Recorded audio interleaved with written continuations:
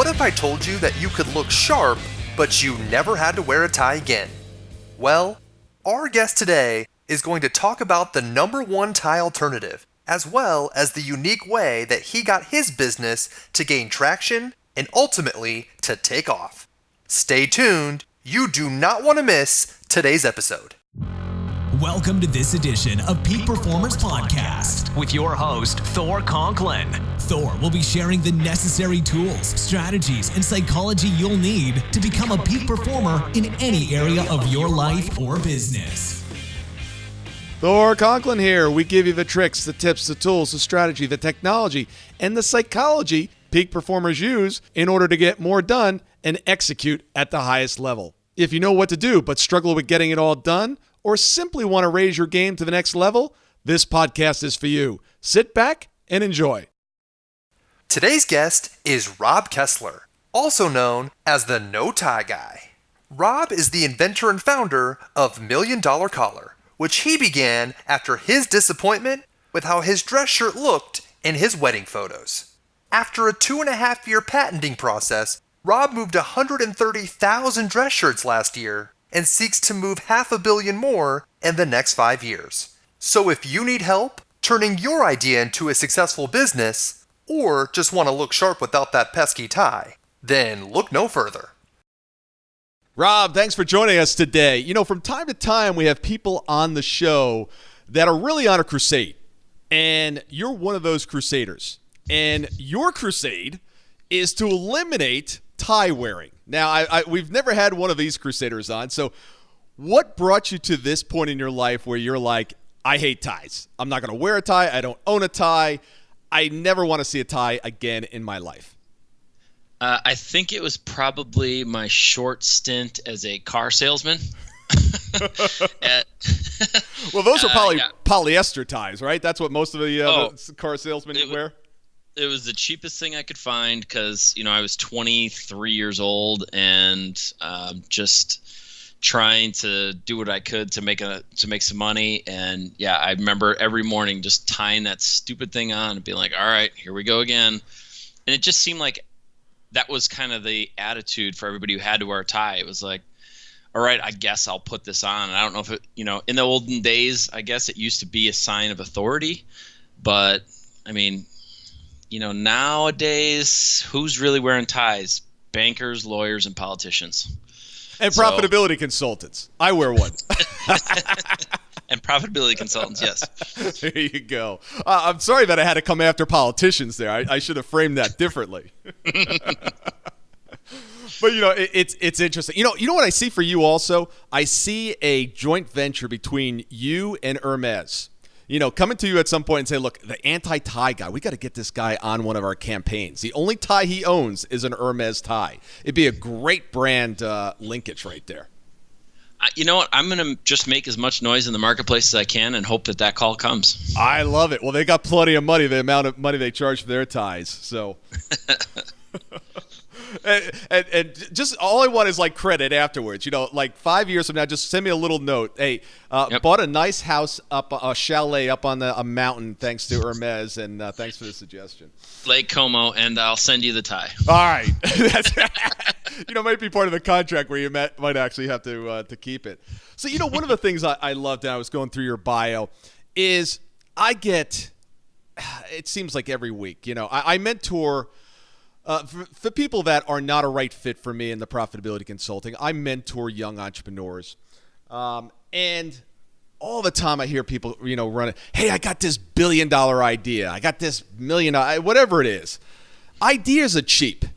It's the execution on the ideas that matter. And very few execute, but you figured out how to do it. And what I love about, and part of your bio is it took you 3 years of research and development and getting this thing patented. Bring us through that process. And for everyone that's listening out there that, you know, they think everyone's an overnight success because all they see is kind of the final, you know, last couple minutes. It's the things that we do every single day in the dark, that day in, day out, that just create the product that you end up seeing. And it's so many failures before you get to the success. So bring us through your journey.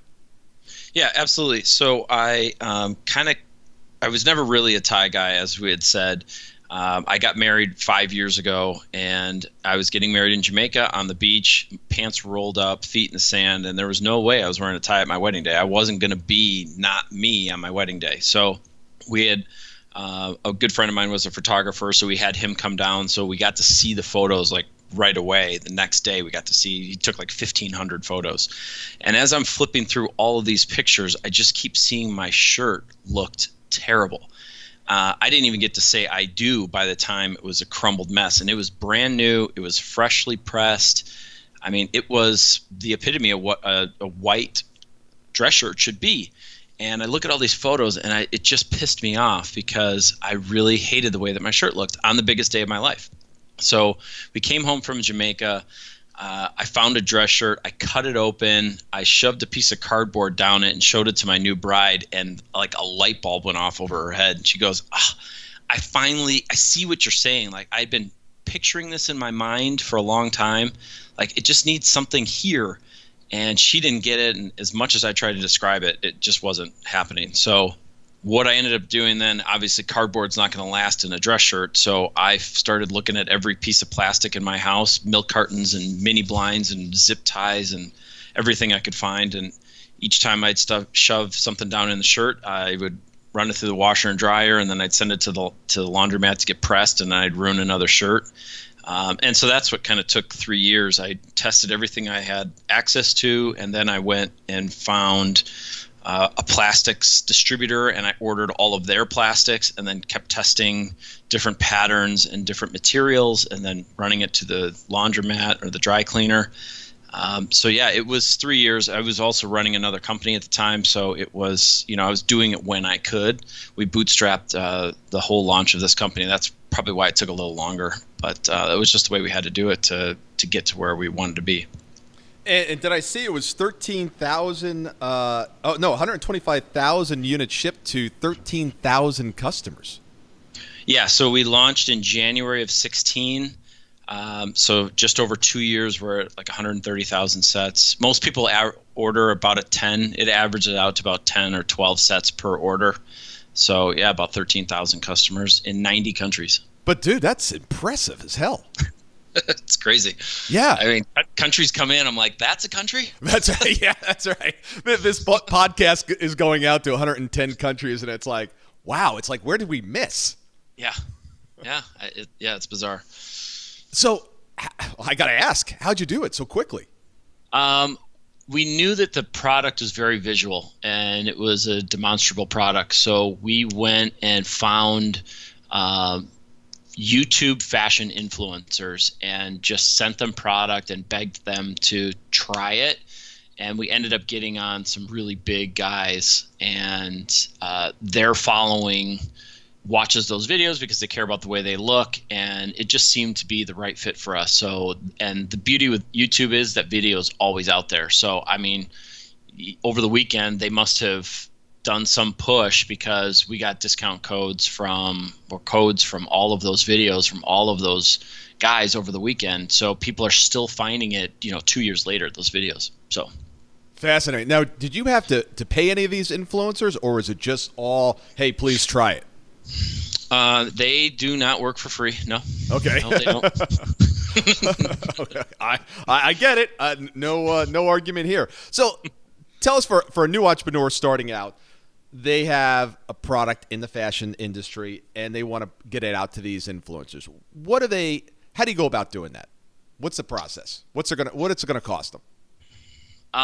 It depends. My advice is it can get crazy expensive. So we got a guy that had been on Shark Tank a couple times, and he'd been very successful. He had 2 million subscribers, so he was on the high end. My suggestion is find somebody that's like 250,000 subscribers or less, because I feel like their base is more loyal. They're there because they actually care about what he says. He's not some mainstream guy. They really follow and listen to what they say. Interesting. So when you get up to like the Jenners or something like that, it's more of, hey, I'm just kind of following because it's cool to follow them? Yeah, I mean, I think it gets lost too if you're going to follow the Jenners or the Kardashians. They're one of a bunch of people you're probably following, and you kind of see their stuff, but not necessarily care about it. Like the guy that we did first, he was about $1,500, and he only had 220,000 subscribers, and he by far and away outsold the other 3 guys that we've used by a long shot. And it was just because I think his base was just so much more loyal and watching, actually cared about what he had to say. And then you'll have actually an individual code for that influencer, so you know where it came from? Yeah, just so we can track where the sales are coming from. Interesting. And did they want anything on the back end as well, the actual sales? I was shocked that they don't. They apparently get pitched that a lot, and I'm sure there's good products and there's bad products, but they would have made a whole lot more had they done that with us, which I would be happy to do, because then I don't have to front so much money. It limits how many you can do when you got to front it all. So. Yeah, I'm surprised that they didn't do that. So $1,500 for 250,000 subscribers, and then they put that out. Was it one video? Was it part of something else that they did? It was a fairly specific video about us, but yeah, I think it's gotten almost close to 1 million views now. So I think we're about 2.5 million views on all the videos combined. But I don't know how they recycle or how they get people to go back and watch those older ones. As they get new subscribers, I'm sure they go back and watch. But he's up to almost 2 million subscribers now. So in 2 years, he's grown 10 times. I mean, he's one of the up and coming guys. So that is fascinating. What other channels did you use? That was really the biggest. We went and did Instagram, and we have all the social media stuff. But Instagram, we've had a challenge with trying to get somebody from a post to the page and then use the link in the page to get to our site. So it just seemed like a longer process. So we really didn't understand how to convert on Instagram quite as well. Facebook did okay as well. But it was just really for exposure. But yeah, the YouTube influencers was the way to go for sure. And podcast. I mean, this is free publicity. Well, this is newer for me. All right. This is a new avenue, and I love it. Yeah, and it's free. You don't even have to pay $1,500. Well, I'll send you some products, though. All right, done. It's so funny that you say this, because after you brought this up, this is something I've been thinking about. I'm a tie guy. All right, I'm a tie guy, and I'll tell you why I'm a tie guy. I hate the way my shirts look when I don't wear a tie. Uh-huh. That's a big part of it. I'll wear a button down because it keeps kind of a collar in. I don't like a non-button down without a tie because it's flapping all over the place. And I've got some really expensive casual / dress shirts, Bugatti and some other custom-made shirts. And it's funny because that's one of the things that I'm always looking at is if the collar and that placket gets all messy, it just looks sloppy. So I went to your site. I'm like, oh, this is pretty cool. I gotta order some of these. And then I looked at some of the show notes. I'm like, wait a second. I'm getting a coupon at the end of this thing. I'm like, I'm holding off. Yeah, I mean, and that's kind of one of the angles that we've pitched. We're the number one tie alternative. Because at the end of the day, I think that's what a lot of guys feel, is that the tie covers that area. And in the last 10 years, 15 years, it really wasn't a problem. But as trends have gone to a more casual look, the tie is no longer the focal point of a well-dressed man's outfit. It is now the placket, which is the part of the shirt with the buttons and the holes. And if that placket is a sloppy, crumbled mess, that's how you're representing yourself. With a tie, everything's fit and tight and where it should be. And $1 Million Collar fixes that problem because it reinforces that part of the shirt so that it can't be a slumpy, crumpled mess. It was interesting when I was preparing for this show too. I was starting to have a little bit of agita as well because I feel like I'm doing a fashion show, and it's like I'm kind of like a guy's guy, right? I'm a dude, guns, dirt bikes, let's get dirty, jeans, and I do for work. I get very dressed up, but I was like, oh man, we're gonna be talking about like shirts, I'm totally gonna destroy my man cred. So. No, I'm the same way, man. I mean, I wear dress shirts fairly regularly, but I also wear, a good V-neck and go play volleyball and, go four-wheeling and boating and whatever, man. It's not where I expected or thought my life would go. That's for sure. I get it. Thank you so much for listening today. I really do appreciate your time, and I hope you found today's show valuable.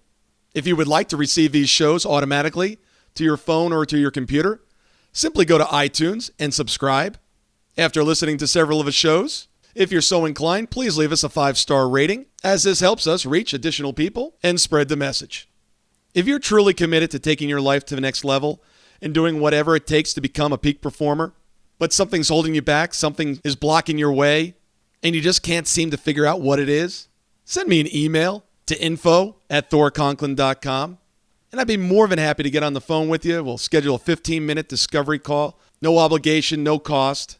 I absolutely love to hear from the listeners, and if there's something I can do to help, I'd be more than happy to do that.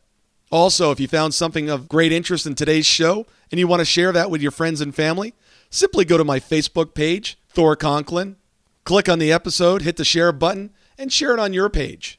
You can follow me at Twitter at Thor Conklin. The website is thorconklin.com.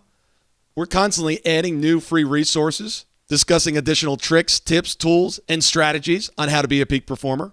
Remember, I try to keep these episodes short so you can listen to them during dot time, doing other things, commuting, driving, walking, working out. Decide to be a peak performer in all that you do. And until tomorrow, have an absolutely amazing day. Be on the lookout for part 2 of our conversation with Rob, where he tells us whether or not you should patent your products and ideas, as well as how your business can hit the fast forward button. I'll see you guys on another episode of Peak Performers Podcast.